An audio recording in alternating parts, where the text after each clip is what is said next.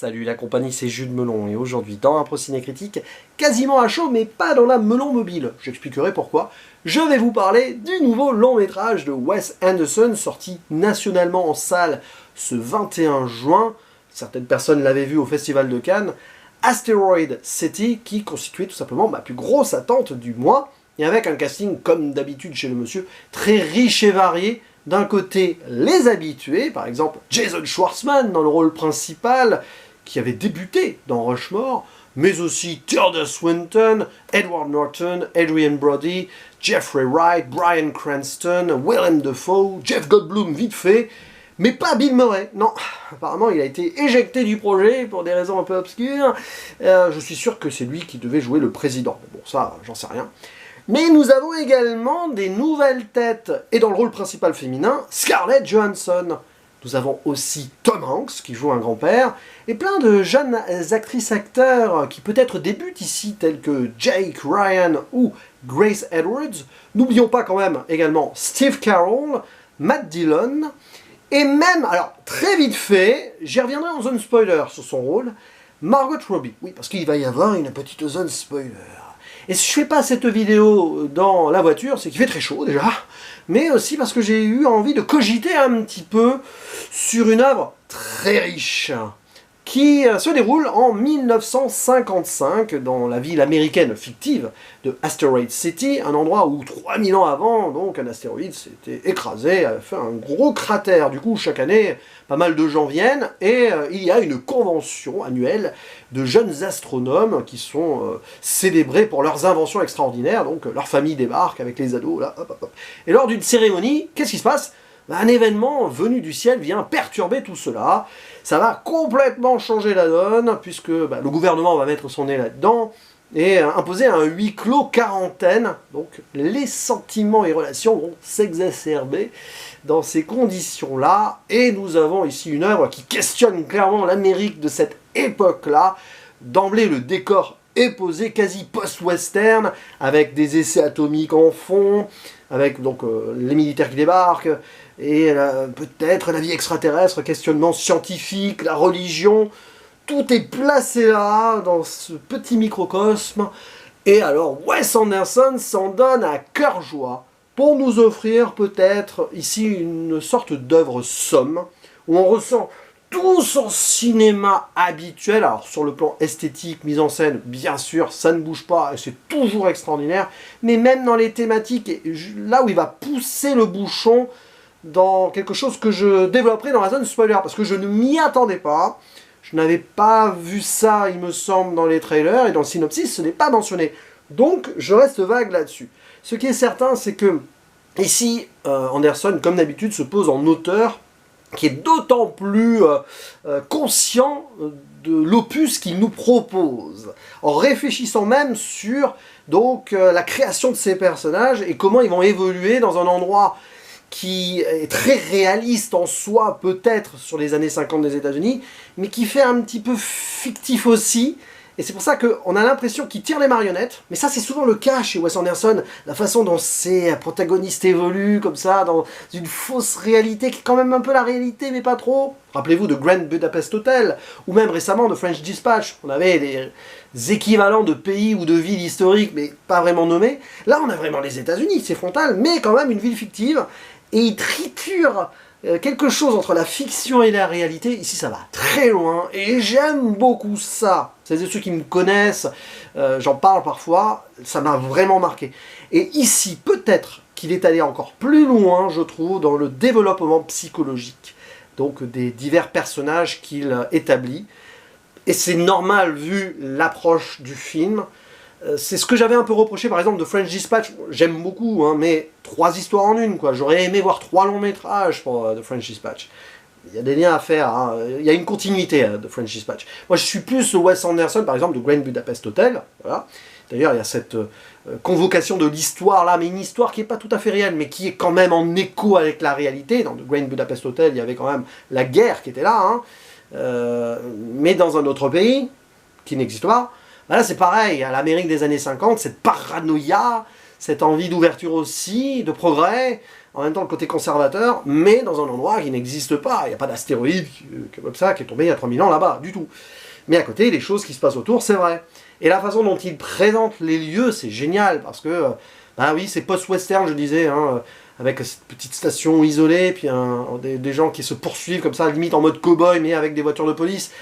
C'est comme s'il y avait 50 ou 100 ans d'Amérique qui apparaissait sous nos yeux, dans un décor qui apparaît complètement lunaire, hein, c'est même le cas de le dire, c'est vraiment le désert lunaire, hein, mais le désert américain, dans ce film, et tout ce qui va se passer, c'est génial, parce que nous avons des personnages qui sont forcément, comme souvent chez Anderson, dans des dilemmes familiaux, compliqués, des moments de deuil aussi, difficiles de s'émanciper, avec par exemple donc, les personnages principaux joués par Schwartzman et Johansson, qui se rencontrent, l'un photographe de guerre qui est là en tant que père de famille pour le fils, qui est un surdoué, Brainiac, c'est marqué là, hein, comme ça, c'est un peu Big Bang Theory si vous voulez, mais qui est un peu introverti, qui a du mal à s'épanouir. Et de l'autre côté, Johansson, qui est une actrice, c'est très intéressant le rôle qu'elle a, le rôle d'actrice. Voilà. Et avec sa fille qui elle aussi donc va présenter un projet. Et ces 4 personnages-là vont vivre leur petite aventure, les parents, les enfants. Donc il y a ça aussi, cette situation qui se dédouble un petit peu, et beaucoup de références évidemment, qui collent parfaitement avec la mise en scène. C'est là où c'est génial, c'est que l'esthétique Anderson ici, elle n'a jamais été autant, et pourtant elle l'est déjà hein, depuis le début, mais jamais autant au service de cette narration et de ce qu'il nous raconte. C'est là où il touche peut-être un peu le sublime, l'œuvre de la maturité ultime. Les cadres dans les cadres habituels, à un moment, c'est tous ces moments de dialogue, bungalow à bungalow, face à face, fenêtre, cadre, entre donc le personnage Jason Schwartzman et celui de Scarlett Johansson, le photographe et l'actrice. Magnifique la façon dont la romance semble naître dans un endroit un peu hors du temps, à la Anderson, et en même temps avec toute cette réalité qui se convoque autour. C'est génial de voir un film qui est autant bizarre, mais très ancré dans une forme de réalité.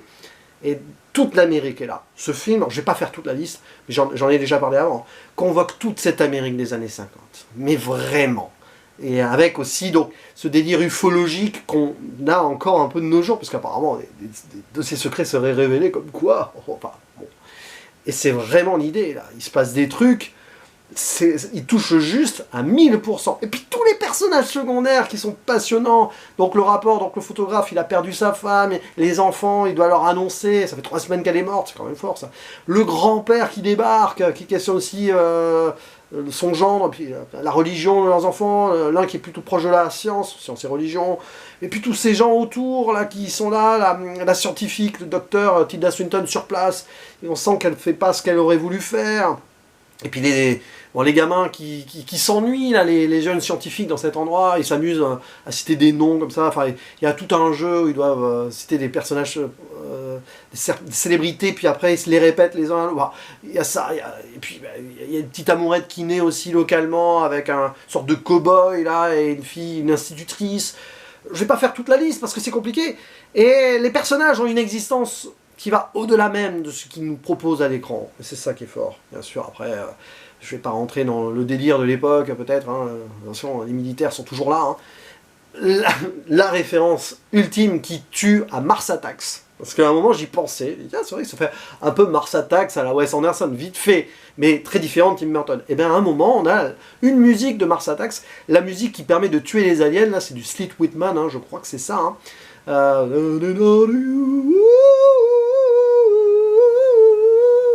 Voilà, ouais, enfin vous voyez, je le fais super mal, une sorte de voix si musicale là. Et ben il y a ça un moment dans le film, et c'est génial ça, c'est super, c'est super. Voilà, donc c'est pour moi c'est vraiment peut-être le meilleur film de Wes Anderson. Alors je ne sais pas parce qu'il faudra que je le revoie. C'est le premier film que je reverrai dès qu'il sera disponible en VOD cette année. Hein. Enfin, quand il sortira lui, paf, je le verrai direct. VOD, DVD, Blu-ray, tout ça, évidemment. Ça dépendra comment je me le procurerai en premier lieu. Et puis voilà, il y a plein de trucs, et il faut d'autres visionnages pour enrichir la situation. Par contre, il y a des personnages dont je n'ai pas parlé. Mais là, je vais être obligé d'aller dans la zone spoiler, parce qu'il y a quand même un truc qui va très loin, et qui confirme et justifie ce que j'ai pu dire avant. Donc spoiler, vite fait, quand même. Oui, les personnages de Bryan Cranston, Edward Norton, Adrien Brody et Margot Robbie, qui ne sont pas dans la ville d'Asteroid City. Non, parce qu'en fait, ce qu'on nous propose là, donc cette petite vie à Asteroid City, donc un alien qui débarque, ça j'y reviendrai après, eh bien il s'agit d'une pièce de théâtre, clairement, qui nous est montrée en pleine création et en préparation de tournage, tant et si bien qu'on a un côté méta, mise en abîme, réalité fiction, création et brainstorming et puis mise en place de la création.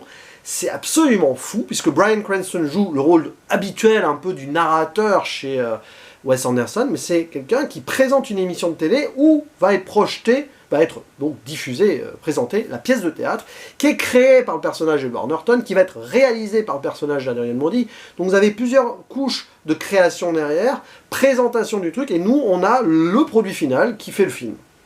Et à un moment, les comédiens qui jouent les personnages ont un rôle aussi dans le film. Si vous me suivez, par exemple, le personnage de Jason Schwartzman, on voit le comédien qui va interpréter le personnage qu'on voit dans le film, qui se pose des questions. On voit donc la comédienne, jouée par Scarlett Johansson, on voit la comédienne qui va jouer la comédienne. Mais moi j'aime beaucoup ça, parce que ça, alors, en plus ça ne va pas trop envahir l'œuvre qui nous intéresse, c'est-à-dire ce qui se passe à Asteroid City quand même, juste un petit peu dessus, pour convoquer justement tout ce délire de création là, et convoquer le créationnisme ultime avec l'alien qui débarque, et du coup le côté existentiel, d'où venons-nous, pourquoi nous sommes là, quel est le but de la vie, et du coup les histoires d'amour qui vont vraiment naître notamment entre les jeunes, parce que après tout on ne sait pas trop ce qui va se passer quand cet alien débarque, un alien qui apparaît en stop motion, mais c'est génial ça. Oui, stop motion chez Wes Anderson c'est pas nouveau, hein. Fantastic Mr. Fox, L'île aux chiens. Mais il débarque là, il y a une scène, mais le silence se fait, c'est de la contemplation absolue. Et bien cet alien, le comédien qui interprète l'alien là-dedans, c'est Jeff Goldblum, on le voit vite fait à la fin. Et le fait que ce soit Jeff Goldblum qui joue ce rôle-là, ça veut dire beaucoup de choses. Vous connaissez Jeff Goldblum?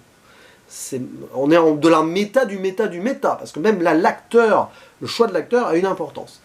Et du coup, le fait que cet alien débarque, tout ça, évidemment, on parle des États-Unis encore plus, hein, l'arrivée de l'étranger est-il menaçant, vient-il pour la paix? C'est là où il y a le côté Mars Attacks, un moment qui apparaît, elle dit non, ils viennent en paix, rappelez-vous dans Mars Attacks.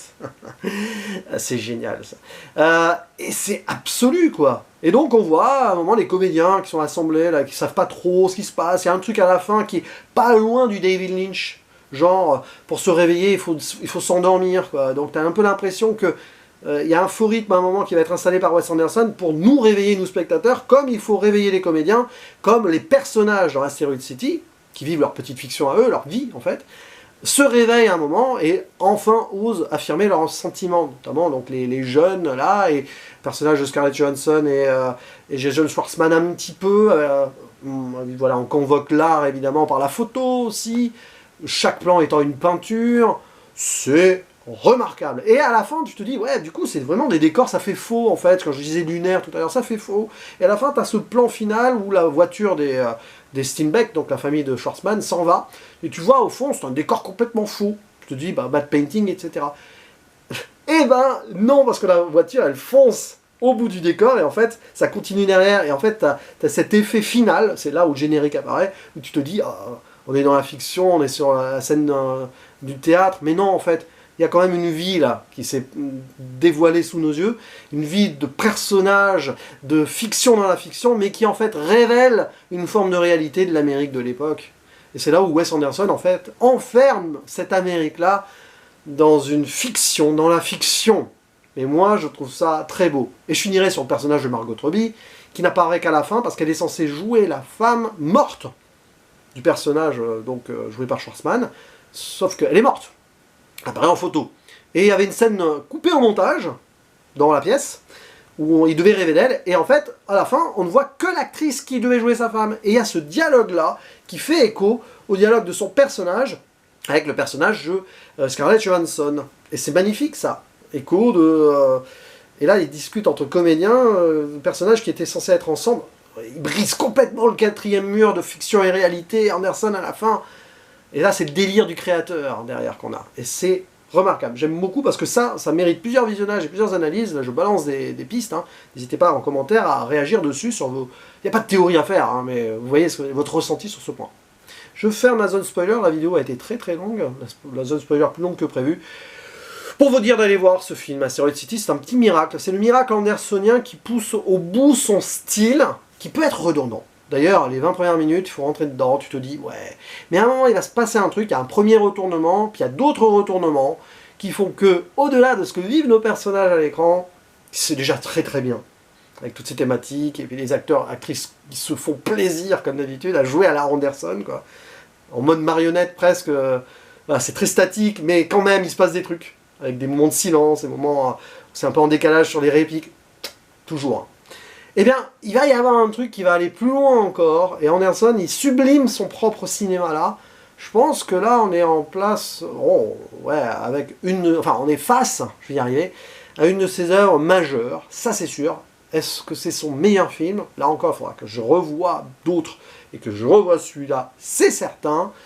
En tout cas, Asteroid City, c'est une très belle réussite, qui fait réfléchir encore plus que d'habitude, déjà dans un cinéma fort riche et varié habituellement. Petit bonbon, donc, que je vous invite à aller voir en salle. N'hésitez pas à dire en commentaire ce que vous pensez de ce Asteroid City, on en discute en long, en large et en travers, en spoiler ou pas, précisé. Et je vous dis à la prochaine, ciao.